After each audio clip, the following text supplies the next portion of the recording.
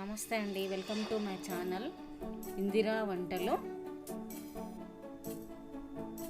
ఈరోజు దొండకాయ మసాలా కూర.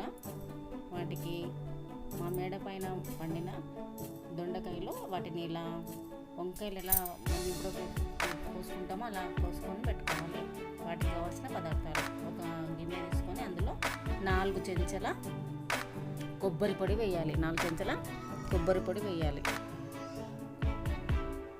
నువ్వుల పొడి 3 చెంచాల నువ్వుల పొడి,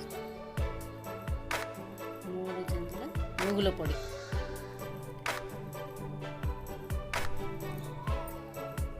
హాఫ్ టీ స్పూన్ జీలకర్ర మెంతం పొడి,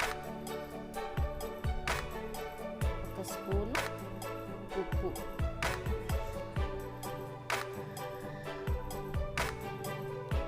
2 స్పూన్ల కారం, 1 స్పూను పసుపు, ఇది ధనియాల పొడి 1 స్పూను. అన్నీ బాగా కలుపుకోవాలి.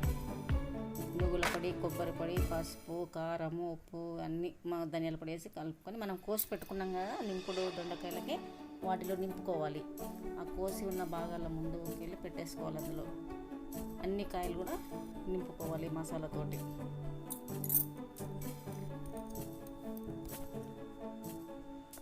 ఇలా అన్నీ కూడా మసాలా మొత్తం పెట్టుకొని రెడీగా పెట్టుకోవాలి. స్టవ్ వెలిగించి ప్యాన్ పెట్టేసి ఆ చెంచాతో 3 చెంచాల నూనె పోసి ఉల్లిగడ్డలు, మిరపకాయలు, అల్లం వెల్లిపాయలు వేసి బాగా వేగనివ్వాలి. ఉల్లిగడ్డలు అన్నీ కూడా వేగిన తర్వాత మనము నింపి ఉంచుకున్న మసాలా దొండకాయలను ఇందులో వేయాలి.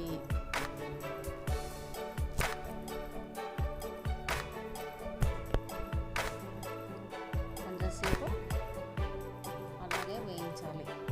ఇప్పుడు మిగిలిన మసాలా ఉంది కదా, అది కూడా అందులోనే వేసేయాలి. ఒక 1 మినిట్ మనము బాగా కలుపుకోవాలి. ముక్కలన్నీ కూడా ఉడకేయడానికి 1 గ్లాస్ నీళ్ళు పోసి మన దొండకాయ ముక్కలు కూడా బాగా ఉడకటానికి మనం ఉడికించాలి. ఒక 2-3 నిమిషాలు ఉడికించిన తర్వాత దొండకాయ ముక్కలన్నీ కూడా వేగి ఇలా నూనె పైనకి వస్తుంది. ముక్కలన్నీ కూడా బాగా ఉడికినాయి. అప్పుడు చింతపండు వేయాలి. 1 కప్పు చింతపండు రసం వేయాలి.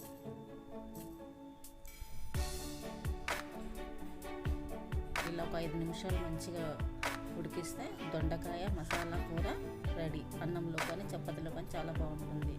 Please like, share and subscribe. మా వంటలు అయితే నచ్చినట్లయితే మీకు